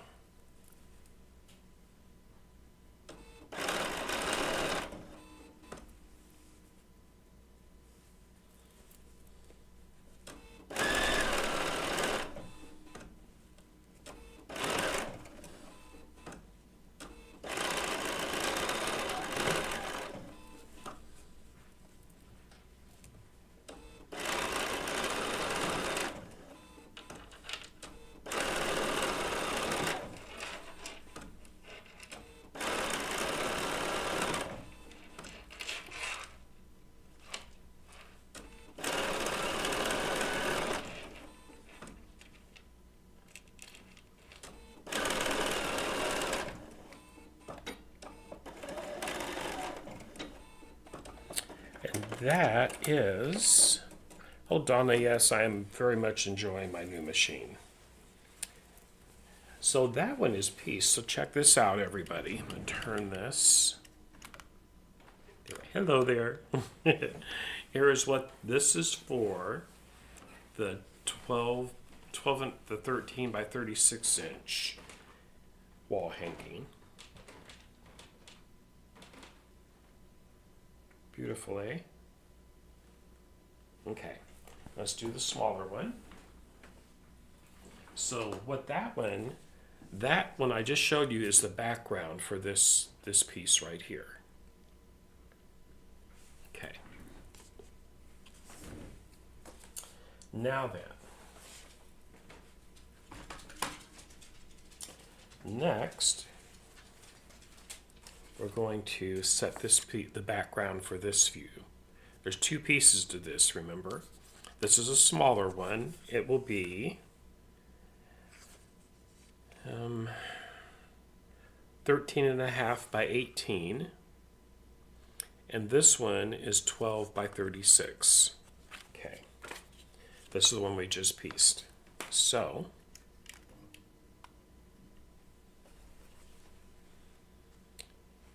and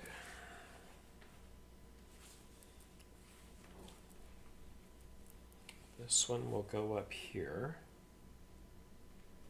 like this. Yes.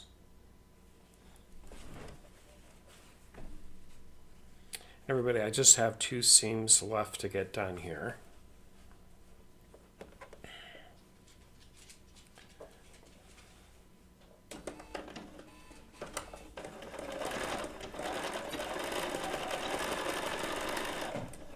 Okay.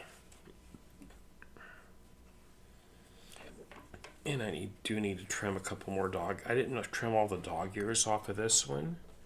So I'll just do that real quick for any that needs it as I go along.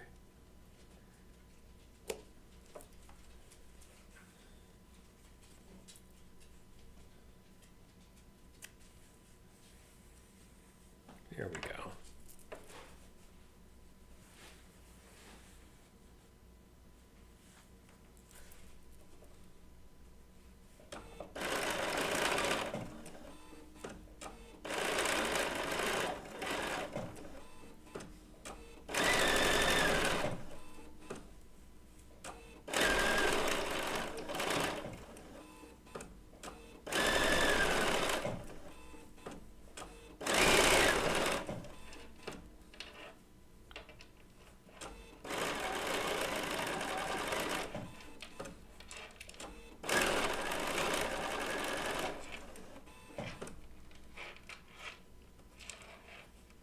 Okay.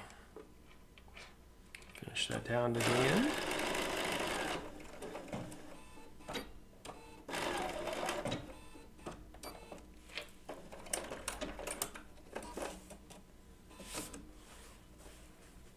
There's that. This will go at the top.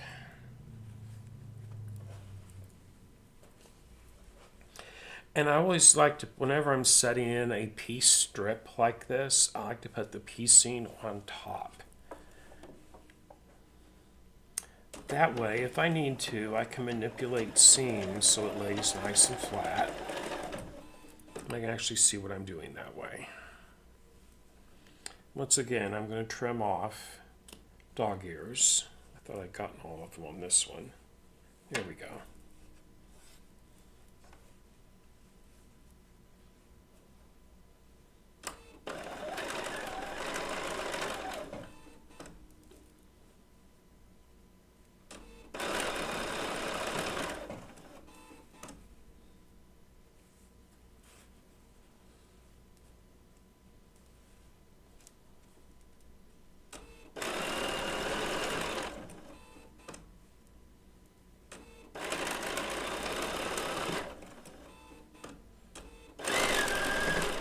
Side note,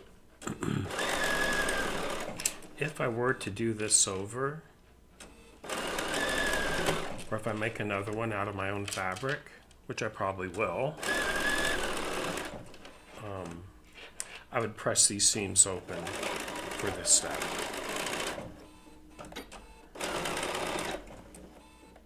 There we go. Woohoo!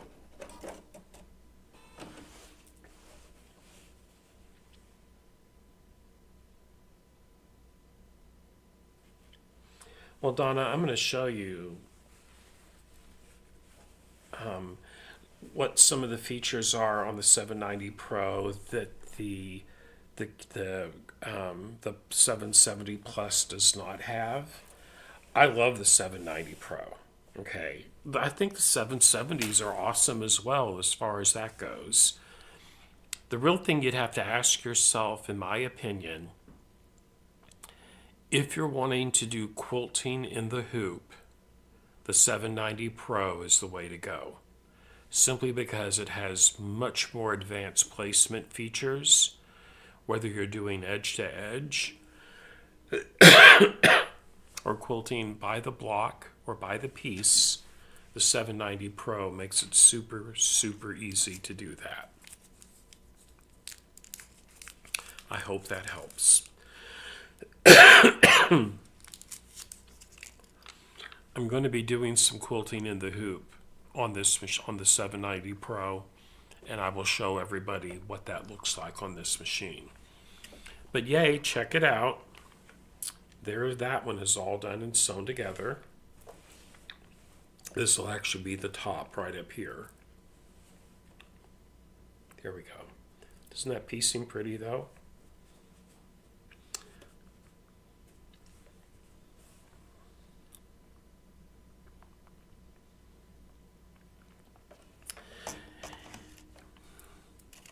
So, camera issues, everybody. Check it out. I've been watching it closely since I turned the other camera off. It did lock up one more time, but I'm going to do a lot of experimenting tonight with this setup because I think I have it narrowed down. If I remember correctly, when I had that camera, my face, the one I was using for my face, let me just move this up here. Hold on there. There we go. Okay. Excuse me. Oh, shoot. Let me just do this.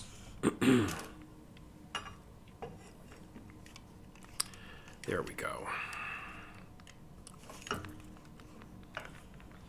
Okay, so. Oh, you can see the mess behind me, but that's okay. I'm not worried about it. So, what I think is going on, the high-end webcam I bought when I was upgrading cameras the last time, when I had it set up in the other room, it was a little finicky as well.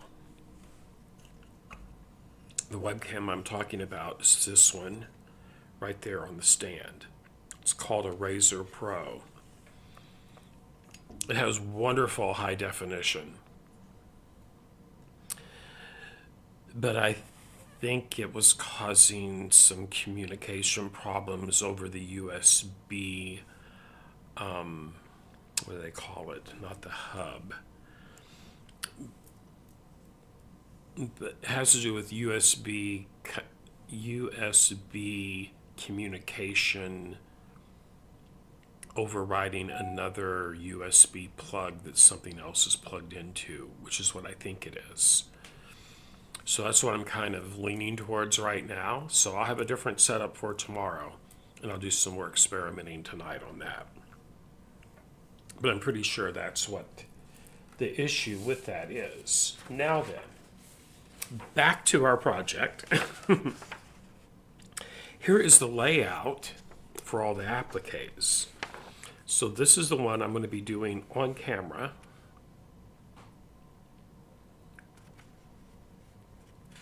This other one, you'll see it each day, but I'll probably do most of that one off camera just because of the length of time that it takes.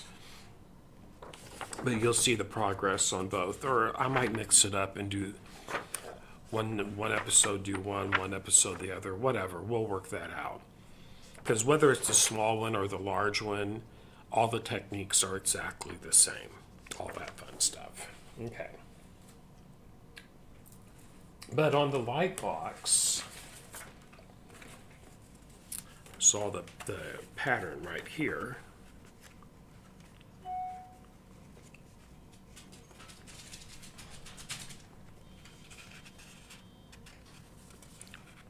Wonderful, Donna. So here's what I'll be tracing on my light box. There are some of the tracing patterns. Actual size. Right there. Oh, Terry, no, thank you for being here today. I wasn't sure if anyone would show up because I've been gone for so long, honestly. But yes, and here, look at this one. More patterns. This hoop skirt, right there.